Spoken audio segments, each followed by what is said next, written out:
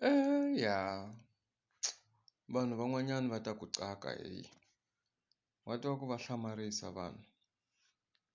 Wo twe munhu kumbe xaka ra wena masiku lawa wo kala a wo ti fihla wena ni ku vhakachelana a wu vhakachelana twanana hi leyi mihlolo leyi. Kasi va ri mehe nhonga mukhuhlwana mehe wa ku ni fambela lava nga ni vitanangiki kona hinkwako laha no famba ni nghena ni huma. No phela sweswi swilo se swi cincile u fambela lava ku fambelaku. Loko ku nga ri leswo hi koho ku ya hlangana edorobeni, hi koho ku ya hlangana eswibedhlele loko ku landziwa maphilisi na swin'wanyana hi ku vhele xibedhlele i xa un'wana na un'wana na ro doroba i ra un'wana na un'wana. Se loko ku nga ri sweswo ti nga lavi ku fambelana a ku na nkingha ti ta hlangana kwale dorobeni.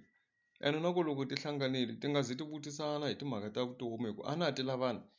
A to ndlhulana ti pfuxelana kunene avuxeni mi pfukile swi herile. Leswa ku tala hi nga vutisaneni loko hi hlangana edorobeni.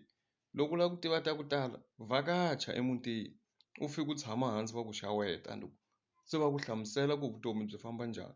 Hayi leswaku u ta ni byela ku na kala ku ri ku a wu se tshama u ti kaya u fika u nga ndzi kumi wa swivona. A ni mukhuhlwana na mehe swa ku ni ta fambela tiko leri hinkwaro. Ni fambela leti ti ni fambelaka loko ti nga ni fambeli na mehe no tshama .